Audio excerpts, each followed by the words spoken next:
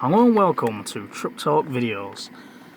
Well, if you want to know why I'm showing you a picture of an Hawker Hunter fighter jet, stay tuned. It's very exciting news for July. But these are photos of it. This is what the Hawker Hunter looks like. First flew, well not first flew, but it entered Royal Air Force service in 1954. That's my cargo for today. I will try and show you them photos later because it seems to have gone blurred.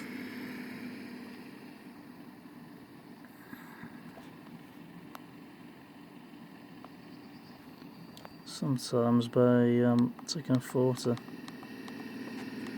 Not good, but as I say, I will try and show them you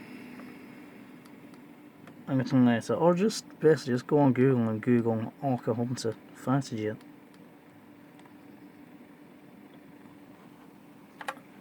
I also want to speak to you today about the no. Stop. About the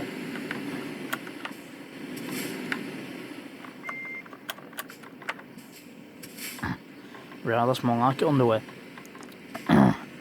About the Anglesey show, the Anglesey Transport show, which was on 2 days ago. Obviously on the best, to me, the best and most beautiful part of Wales, the Isle of Anglesey.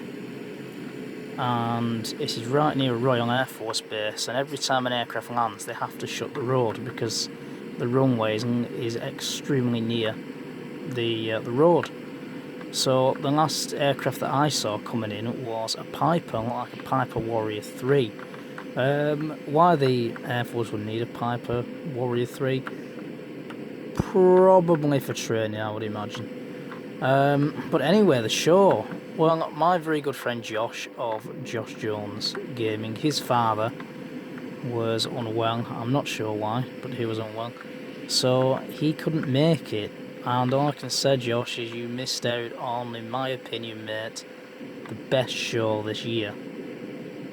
You had everything from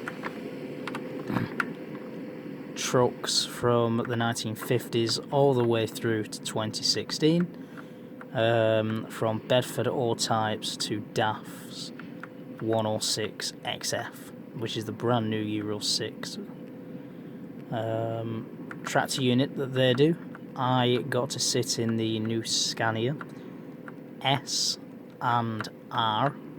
Yep, under the R. The R has, what can I say, the interior is more working class really than the S. I mean, the S is more exclusive. It just seems a lot better. I mean, there's cupboards above the bed. I mean, if somebody did it in the in the Dutch style, say all the interior red, white, something like that, it would look absolutely amazing, not just black. It'd be nice to see an interior like that. Also, the R series had a window. I want to get around this bend, I'll show you where the window was. It wasn't blocked out like you see on most tractor units. It is actually a window right there, just behind the passenger seat. That aids visibility for, obviously, when you're coming out of country lanes, if there's any vehicles there, or carriers or tractors.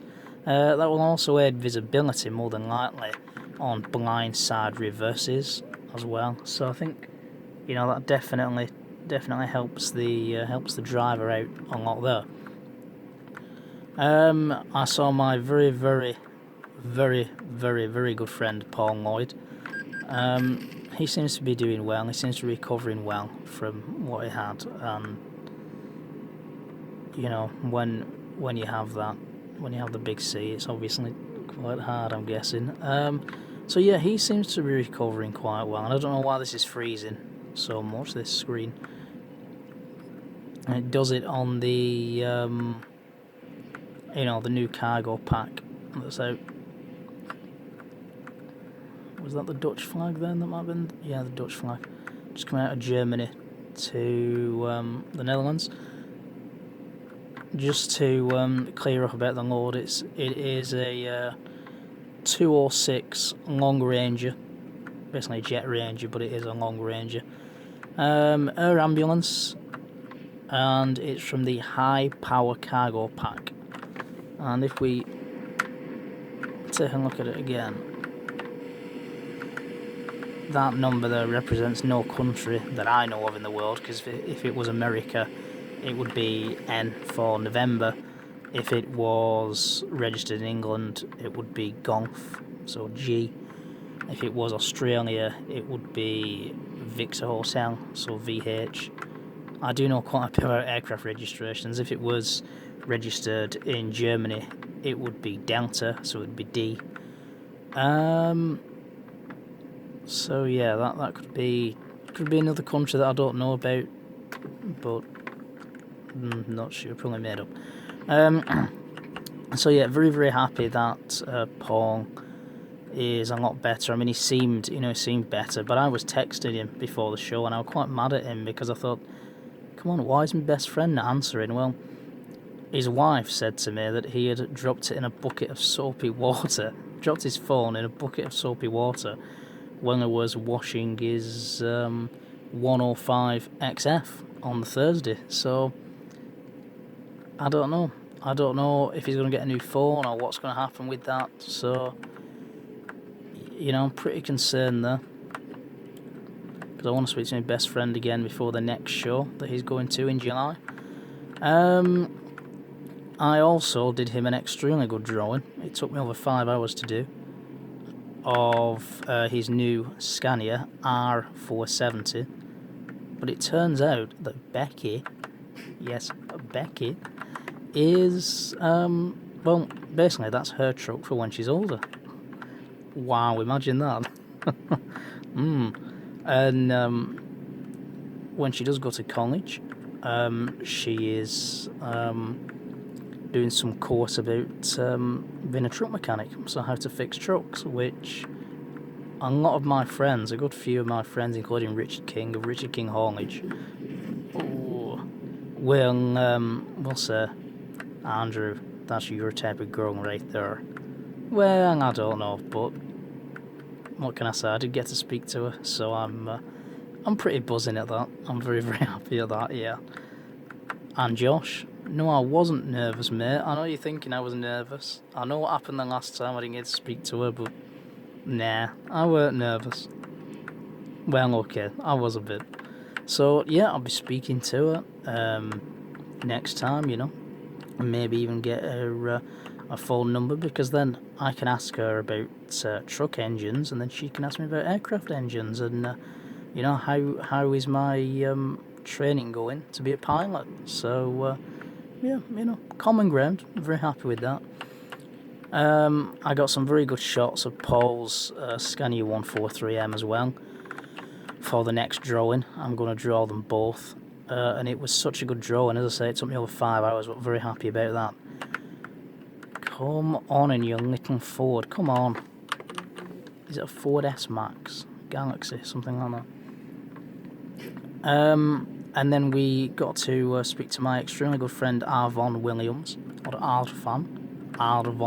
You roll your tongue, so it's Arvon, of Tackletide Museum at Anglesey.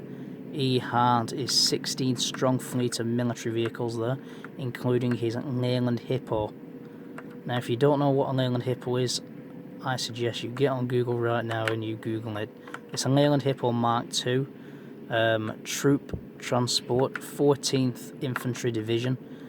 We actually saw it last year, 2nd of October. The cab wasn't on, but it was in running condition, and he reversed it and all that. I was just surprised how immaculate it looked, and it's surprising how big them lorries actually are when you're at the side of one, because I'm not the tallest person in the world, so somehow when we get to the museum, possibly next Sunday, I will try and have a sit. I will try and get in it, because he's already said if you can climb up there, boyo, you can have a sit in it, so happy about that.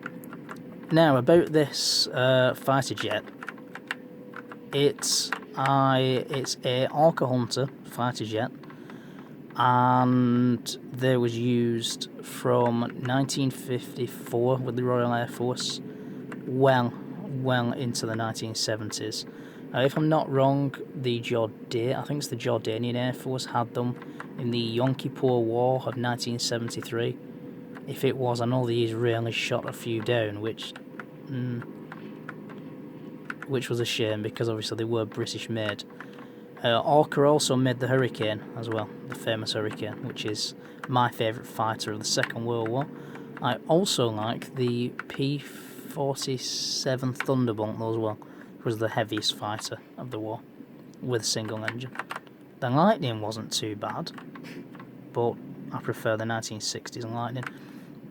Anyway, without further ado, Arthur, and wait for this, I know you're waiting, Arthur is buying a fighter jet for his birthday on the 16th of July. That's no joke, he is.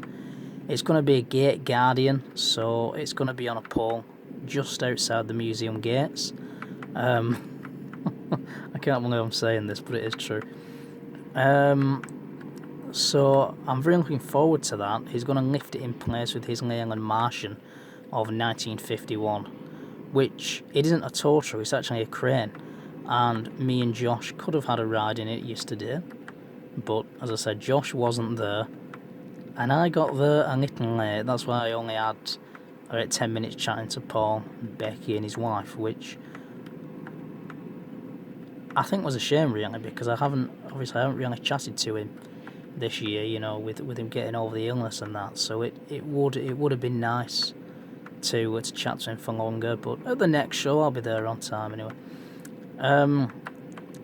But before I go off track again, yes, Arthur is getting it. It's going to be stuck on a pole, quite a long pole, or a high pole anyway, large pole, just outside the museum gates. And he said, what I'm going to do, I'm going to lift it into place. He said, I'm going to get Chris to give you advance notice when I'm lifting it, because I have my flying lesson in the Cessna 172 on the 2nd of July. So I'm hoping that it isn't then. And I said to him, once it's up there, I mean, nobody's going to get in it, are they? That's it. He said, of course they are. He said, you are going to go in it. I said, wait a minute, I'm going to go in it when it's up on the pole. He said, yeah, why not?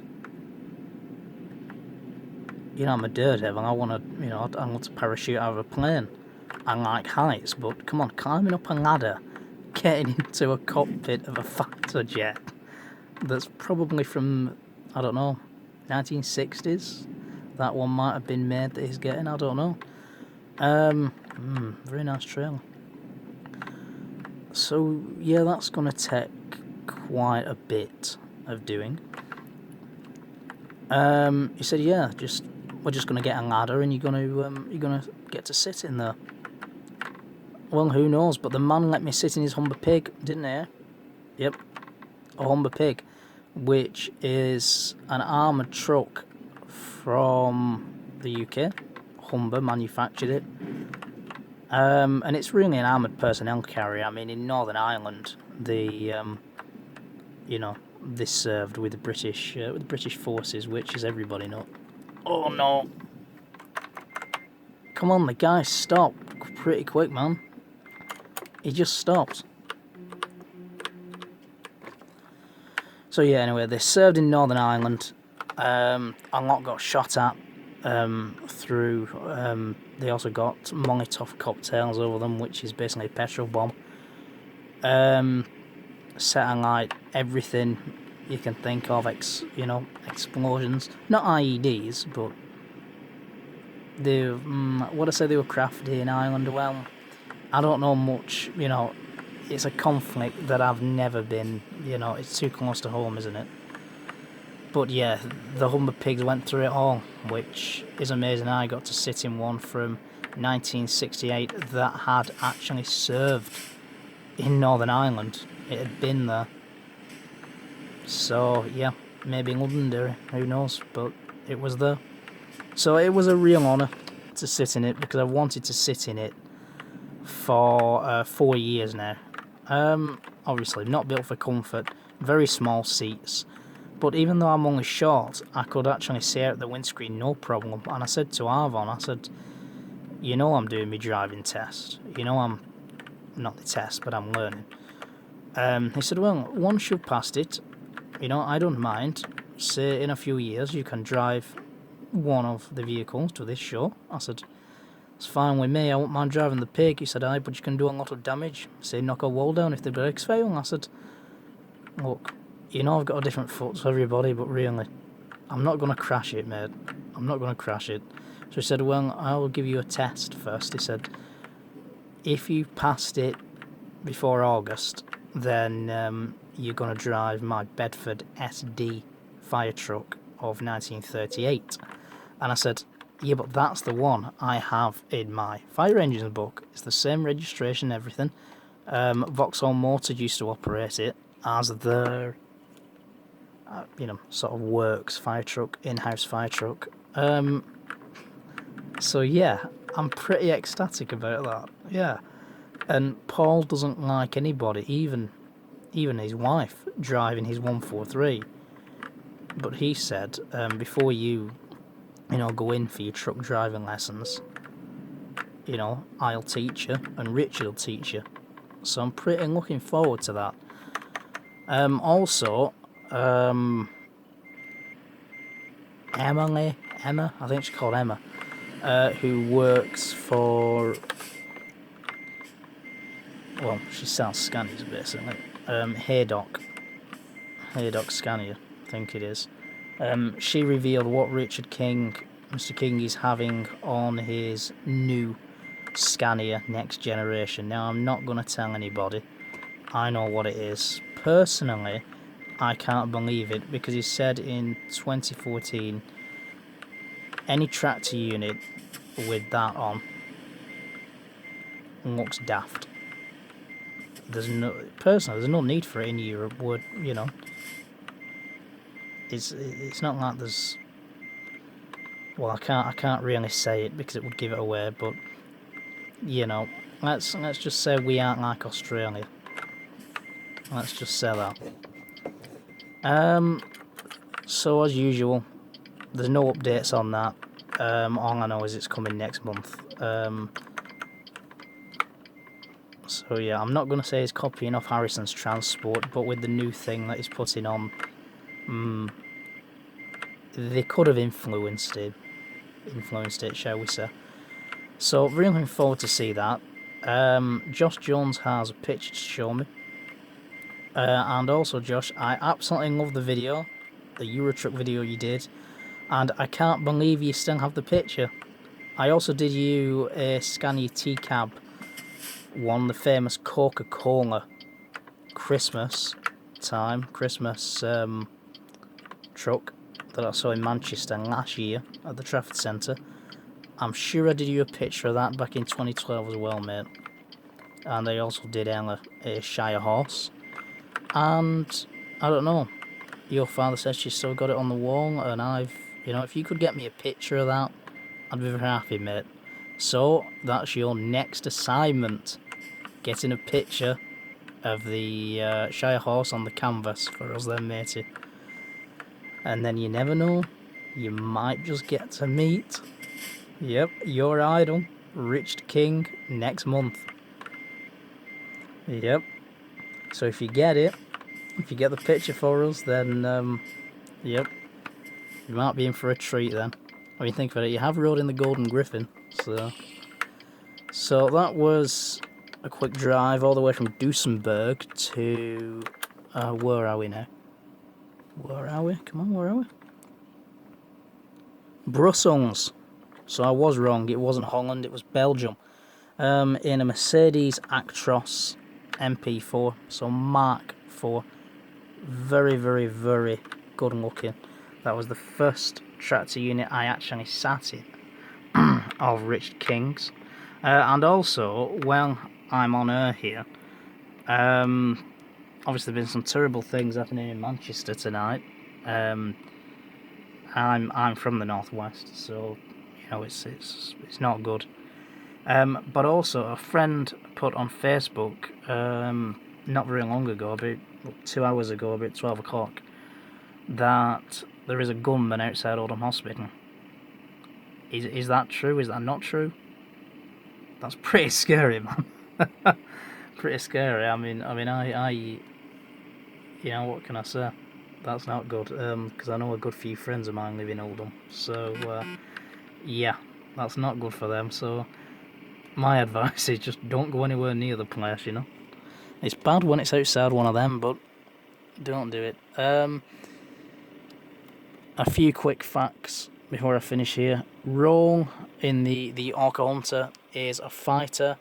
It could be a fighter bomber / ground attack aircraft. It could be reconnaissance aircraft. Orca Sydney manufactured it. First flight 20th of July 1951. Introduced 1954. Retired from military service. Now, this could be the Swiss Air Force. 2014. Primary users: Indian Air Force, Swiss Air Force, Swedish Air Force, and Royal Air Force. 1,972 was built, and unit cost, so the cost of the aircraft in 1956 was £100,000, and you can't get a new tractor unit for that much now. Users of the Hunter was Abu Dhabi Air Force, Belgium, Chile, Denmark, Iraq, India, Jordanian, so it is, yep, Jordanian Air Force, Kenya, Kuwait, Lebanon, Netherlands, Oman, Peru, which I didn't know, Qatar, Saudi Arabia, Singapore, Rhodesia, Somalia, I think that says, Sweden, Switzerland, the UK, and Zimbabwe, which is amazing. Civil operators, just zoom in here. Let's just jump back inside because it's raining.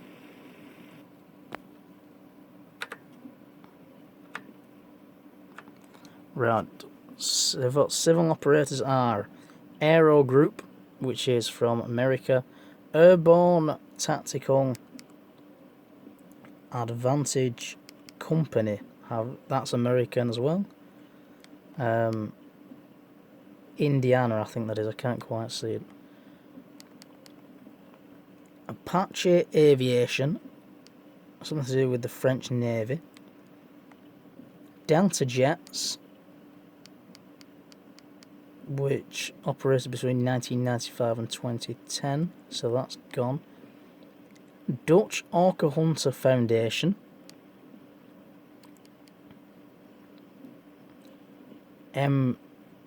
MBR Air, ex-Chilean Air Force Hunter, so that's probably from Chile. They're all on here, by the way. They're all on here. All on Wikipedia. Orca Hunter Aviation, based at Royal Air Force Scampton. As far as I'm aware, that's where the Dam Busters took off in May 1943. Heritage Aircraft, Orca Hunter Flight Academy. Don't know where that is. And Hunter Flying Led, now Horizon Aircraft Services led. There's another one that's based... No. That one that I've just read is based at MOD St Athen in Wales. So that could be, that could be where they tested bombs, they did weapons training. And Thunder City Aviation and Lorient, if I got this right, let's just read it for you. LORTIE Aviation, based in Canada, and Thunder City. So that's to do with the Hunter. I will give you a better update when I speak to Arthur. And one more quick thing, I may be brokering a deal for Peter's QLR, which is wireless and signal, so radio vehicle, to be not passed, but so Arvon can buy it for the museum. I'm hoping that it can be done this weekend, because there is a show on that Peter's going to, and if I go to Arthur's museum, I'm going to pass the mobile phone to Arthur, and then, you know, we can see what's what, you know, what price Peter wants. He's 73. He probably won't be done in his lifetime. Not looking at it. Does a lot for the community. So I don't know. Arthur said £14,000 a man wanted in Blackpool for one. He said that's too much. I very much doubt that Peter would want that much. So I'll see this weekend. And if he does get it, then hopefully I can get a VIP ride in it. So yeah, you know, I mean, I don't get the credit I deserve, do I? Anyway, this video is now 25 minutes long. You've heard about the weekend. Drive safely. Happy landings, as there is a helicopter on the back. This is Truck Talk Video signing off. Ta-da, everybody.